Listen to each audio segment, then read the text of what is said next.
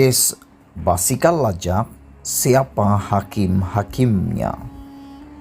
Selepas mempengerusikan kes rasuah SRC Internasional RM42 juta bekas Perdana Menteri Najib Razak, Hakim Muhammad Nazlan Muhammad Ghazli hari ini kini salah seorang panel hakim Mahkamah Rayuan yang membenarkan permohonan Sam Keting menangguhkan hukuman penjara sementara menunggu rayuannya. Selain Hakim P. Ravintran yang mengetuai panel 3 hakim itu dan rakannya Lee Heng Cheong, Nazlan membuat keputusan sebulat suara hari ini untuk memberikan kebenaran kepada kerani itu untuk meneruskan rayuannya terhadap hukuman penjara 6 tahun dan denda RM6.000. Sam 27 tahun merayu terhadap keputusan Mahkamah Tinggi Johor Bahru pada Rabu lalu untuk membatalkan hukuman atas kesalahan memandu secara melulu yang melibatkan kematian 8 remaja penunggang basikal pada 2017. Hakim Mahkamah Tinggi Abu Bakar Qatar juga tidak membenarkan permohonan peguamnya untuk menangguhkan hukuman penjara dan denda sementara menunggu rayuannya.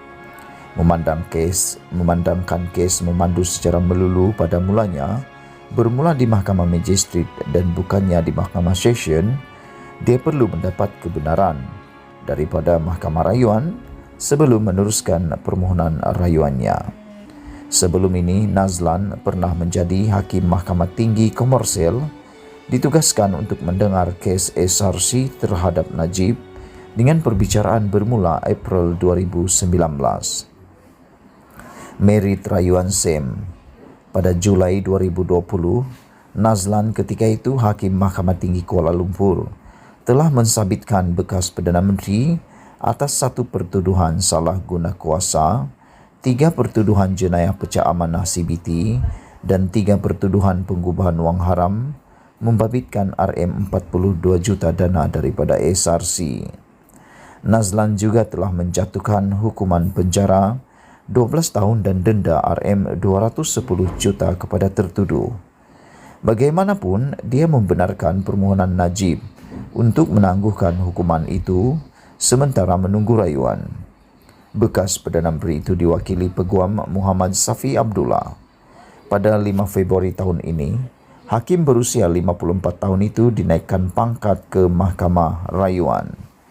Bagaimanapun, selaras dengan amalan kehakiman, panel hakim Mahkamah Rayuan yang akan mendengar merit rayuan Sam mungkin berbeza sebahagian atau sepenuhnya daripada panel bersidang hari ini yang memberikan kebenaran pesalah untuk merayu. Tidak diketahui lagi sama ada Nazlan, Ravintran atau Lee akan terlibat menjadi sebahagian panel hakim untuk mendengar rayuan Sam kemudian. Sementara itu, Majlis Perguam bersedia membantu Mahkamah Rayuan dalam perbicaraan akan datang mengenai merit rayuan Sam. Ini selepas panel 3 hakim Mahkamah Rayuan hari ini membenarkan permohonan Peguam Badan Peguam Malaysia Ravindran Singh Dhaliwal untuk menjadi amicus curiae sahabat mahkamah dalam kes itu. Di bawah undang-undang amicus curiae ialah individu atau organisasi yang bukan pihak dalam kes mahkamah tetapi dibenarkan untuk membantu mahkamah dengan menawarkan maklumat, kepakaran atau pandangan berkaitan isu dalam kes itu.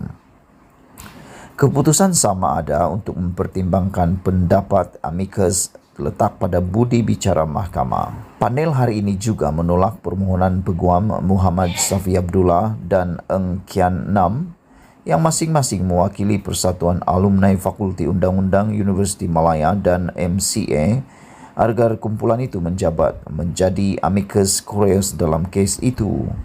2 hari lalu, Safi menawarkan diri untuk mewakili Sam dalam proses rayuan. Sekian isu hangat petang ini. Jangan lupa tinggalkan komen anda, tekan butang subscribe. Kita jumpa lagi. Bye-bye.